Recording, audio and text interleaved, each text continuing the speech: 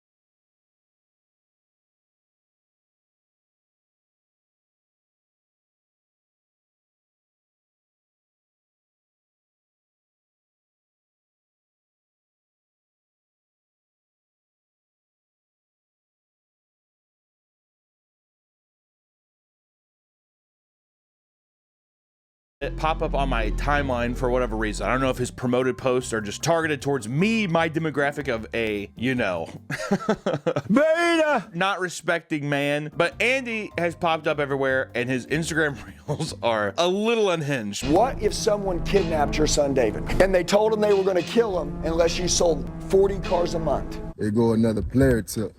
You got to kill yourself. But before I dive into him, let me tell you a little bit about him. Andy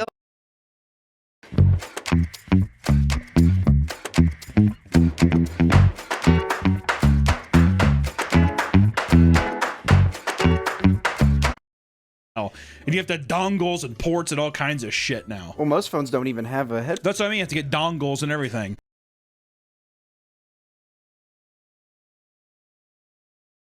Welcome back to the Papa Meat channel. How you doing? How you doing? Come on and sit down because today we're going to be talking about performative males. I'm a performative male, right? Are you? I'm performing right now. All in all, would you say, before we even get into it, Nick, do you think you and I are performative males? Me, yes. You, no. Yes. You know what? I'm going to leave a little time for our commenters here to write down if they believe us to be performative males. If anything, do a little montage of me being of me acting like a performative male.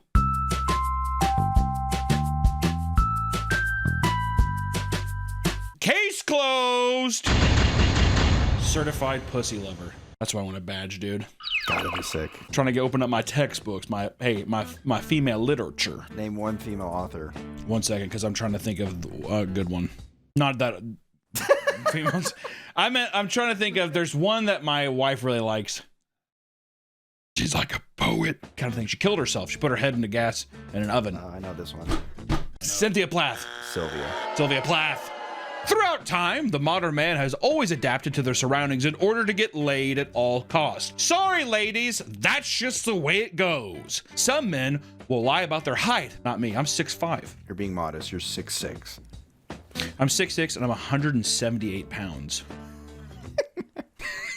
All right, fuck you, dude. Some men will lie about their height, while others pretend to work financially successful careers. Recently, however, men have started to take a rather interesting approach to grab the female gaze, right? Men have been able to peacock their way into some pussy. And now there's a new way.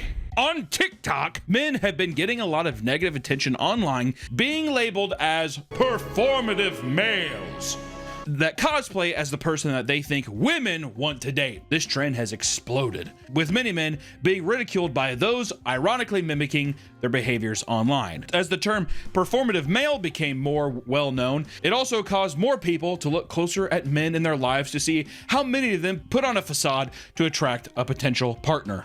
I'll call Allison. Me and Allison have been together for over 10 years. Let's see what she says. Hello? Allison, are you watching Isaiah right now? Yeah. It was Creepcast.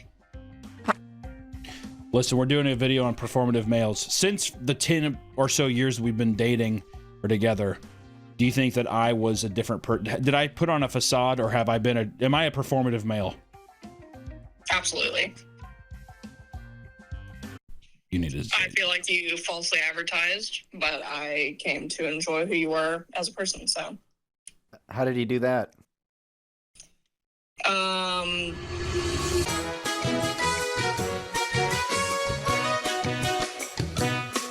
right, that that actually went in a horrible direction.